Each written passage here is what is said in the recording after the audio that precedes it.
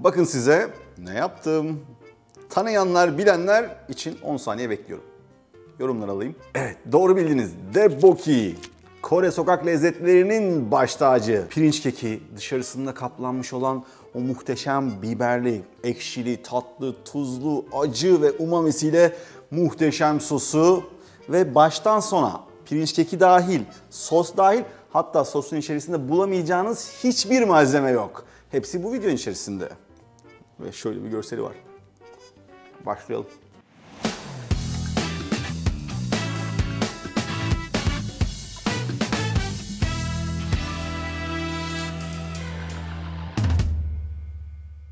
Tarifin en önemli kısmı tabii ki pirinç kekini yapmak. Pirinç keki için 3 malzeme ihtiyacımız var. Pirinç unu, tuz ve su. Şimdi burada pirinç unu çok önemli. Nasıl önemli? Maalesef böyle standart bir pirinç ununa ulaşamıyoruz. O nedenle kullandığınız pirinç ununun alacağı su miktarı değişkenlik gösterecektir. Ve pirinç ununuzun kesinlikle ağzının açık olmaması gerekiyor. Yani paketi aldınız, açtınız ve hemen kullanmanız lazım. Çok hafif tuzluyoruz. Tam ölçü varsa kaynar suyla yapmak evet daha kontrollü, daha güzel oluyor. Ancak tam ölçüyü tutturmak için de pirinç ununu daha önceden bilmeniz lazım vesaire vesaire. O nedenle suyunuz sıcaktan bir tık daha ılığa yakın olsun ki elinizde kontrol edebilin. O yüzden şimdi suyu yavaş yavaş yedireceğim. Kıvamını size göstermiş olacağım böylelikle. Önce böyle minik kırıntılar haline getirmeye çalışın. Adeta bir tart hamuru gibi. Sonra avucumla sıkıştırıyorum. Bakın böyle sıktığınız zaman şu birleşmeleri görmeniz lazım. Ne kadar su koydum ben? Hacmen 2 ölçü pirinç ununa 1 ölçü ılık su koydum. Gördüğünüz gibi toparlandı ve pürüzsüz hale geldi. Yani işlem mükemmel. Şimdi ben bunu ocakta pişirmeyi göstereceğim. Dilerseniz sizler mikrodalgada pişirebilirsiniz. Mikrodalgada nasıl pişiriyoruz? Üzerini streçliyoruz. Her 1 dakikada bir çıkartıp karıştırıyoruz. İstediğimiz kıvam alana kadar yaklaşık bu işlemi 4 kere yaptığınızda mikrodalgada yapabilirsiniz. Ocakta birazcık daha uzun sürecek. Pişirirken buharda pişireceğiz. Burada normal sebze buhar pişirme aparatını koydum. Şimdi sıcak suyumuzu koyalım. Yağlı kağıdım var. Klasik olarak yağlı kağıdı ne yaptık? Suyun altında ısladık. Şöyle böylelikle yayılması kolay olacaktır içerisine. Yağlı kağıdı yerleştiriyoruz. Buralara dikkatli olabilirsiniz. Alttan buhar gelmeye başlıyor. Ellerinizi yakmayın. Ve hamuru alıyorum. Ortasına bastırıyorum. Yayalım içerisine. Şöyle sardık. Kapağı kapatıyoruz ve pişmeye bırakıyoruz. Tam yarım saatte işlem tamam ama piştiğini nasıl anlayacağız sorusunu şimdi cevaplıyorum.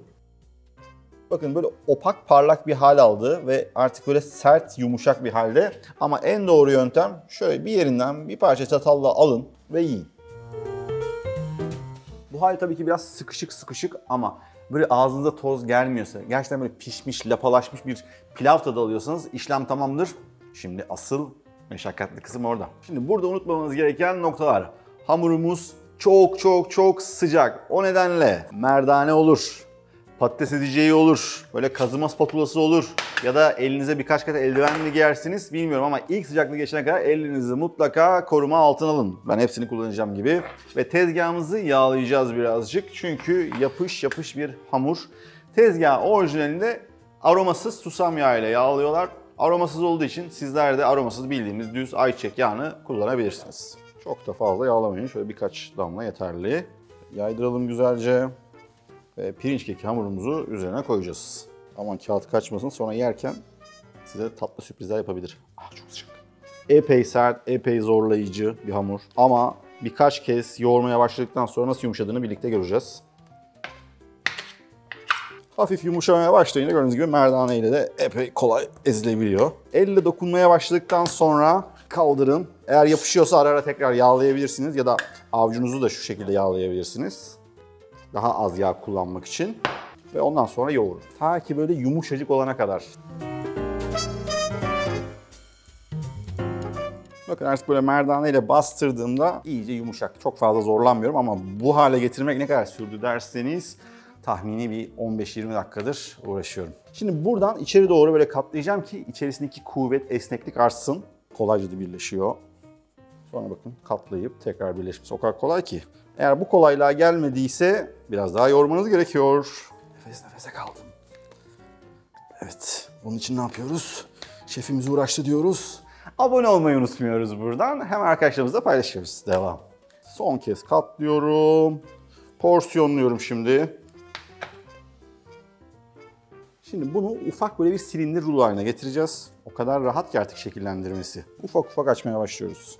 Eğer ki doğru yoğurmamış olsaydık ya da doğru bir hamur olmasaydı şu an açmaya başlarken sürekli böyle kopmalar görecektik ama inanılmaz güzel bir esnekliği var. Yok mu bir Kore şarkısı ya? Patlat bir Kore şarkısı. K-pop gelsin. Gelemedi. Telif. Olabildiğince hafiften şöyle serçe parmak kalınlığına indirmeye çalışın. Bunu birazcık daha incelteceğim. Bakın kopma, dağılma, alma yok. Gayet esnek. Dışları kurumasın diye diğerlerini ara ara yağlamayı unutmayın. Çünkü kurudukça sertleşme başlar ve tabii ki ayrılma da başlar. Şimdi sıra geldi şekillendirmeye. Bunu dilediğiniz uzunlukta kesebilirsiniz. Ya da böyle uzun yapmayıp halka halka da yapabilirsiniz. Şekline siz karar verin. Ben hafiften şöyle verev olanları seviyorum. Onlardan keseceğim. Bir taneyi kestikten sonra diğerlerini ölçü için kullanabilirsiniz. Hemen şöyle bir minik yağ, çok fazla değil. Yine avucumuzdaki yağıyla bu minik pirinç keklerinin de dışını yağlıyoruz. Şimdi bütün hamur için bunu yapacağım.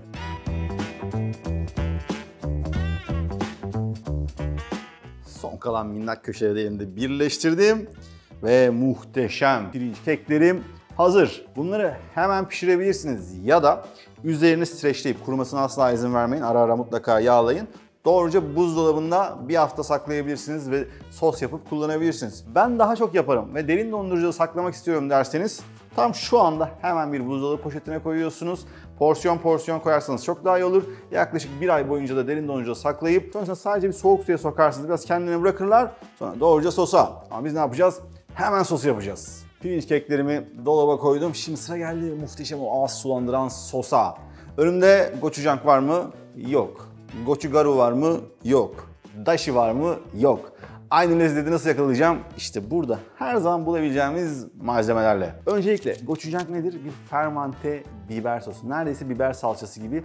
İçerisinde epey bir ekşilik var. Yani buradan neyi alıyoruz? Hem umami alıyoruz, hem acılık alıyoruz, hem de aynı zamanda tuzluluğu alıyoruz. Bizim neyimiz var? Acı biber salçamız var. Şöyle dolu dolu bir acı biber salçası ekliyorum. Acılık buradan geliyor. Yani buradan ne yapıyoruz? Gochugaru'yu da eleyebiliriz. O da bildiğimiz pul biber aslında. Yoksa normal biber salçası kullanacaksınız. Pul biber ekleyebilirsiniz. Zaten burası acı olduğu için ben bolca toz kırmızı biberin tatlı versiyonunu kullanıyorum içerisine.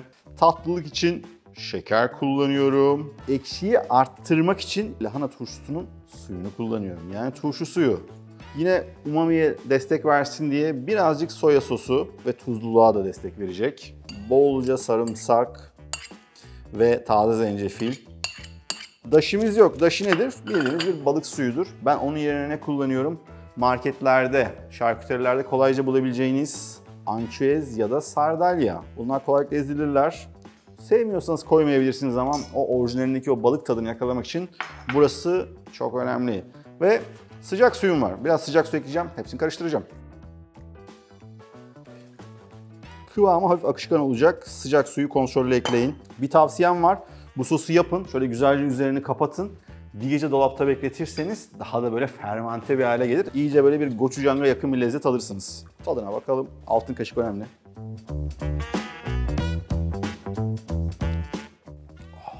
Bunun içine pirinç keki değil, kolumu soksam yerim yani. Öyle lezzetli bir şey. Şimdi bunu süzüyorum. Tavanın başına geçiyorum. Geniş bir tava. Birazcık ayçiçek yağı. İçerisine kalın doğranmış kuru soğan. Soğanları karamelize etmiyoruz. Sadece birazcık böyle dokusunu yumuşatacağız. O ekşiliği arttırmak için lahana turşusu ekliyorum ben. Eğer ki lahana turşusu bulamıyorsanız normal böyle kalın lahana parçalarından da atabilirsiniz. Ama turşusu olursa o kimchi efektini yakalarsınız. Yeşil soğanın sadece beyaz kısımlarını da içeriye atıyorum. Yine onları da pirinç kekleriyle aynı boyda doğradım. Yani her şeyin görseli birbirine benzeyecek. Bunlar önemli. Güzelce ısındıktan sonra şimdi artık hazırladığımız sosu sebzelerin üzerine biraz çıkacak kadar koyuyoruz. Hepsini bir anda dökmeyin. Belki daha azına ihtiyacınız vardır. Bir kepçeyle koyabilirsiniz.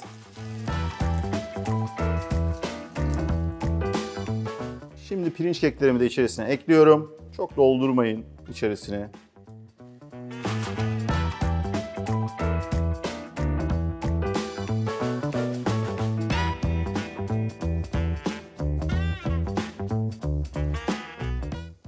Muhteşem kokuyor. Artık sos koyulaştı.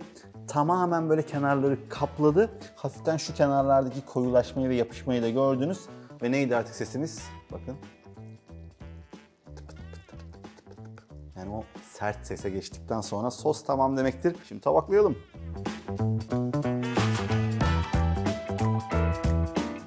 Üzerine biraz kavrulmuş susam, çörek otu ve taze soğanın sapları.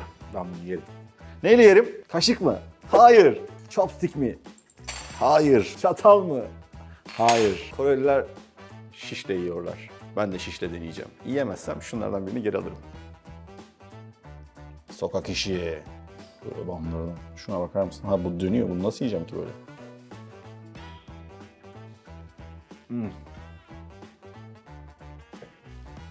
Bak bak lokuya bak. Çok güzel.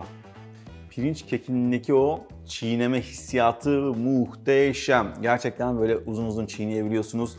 Arkadan içerisinde neredeyse hiç gochujang falan olmadığını anlamıyorsunuz. Çünkü o fermente lahanadan gelen tat, çıtır çıtır taze soğan lahananın kendisi ve gerilerden gelen o sardalya'nın tadıyla beraber gerçekten buradan Kore'ye kadar seyahat edebilirsiniz. Dört dörtlük. Hatta beş başı mamur diyeceğim. Çünkü neydi? Acısı, tatlısı, ekşisi, tuzlusu ve umamisi yerli yerinde. Şahane bir depboki yaptım ve yapmanız gereken tek bir şey kaldı.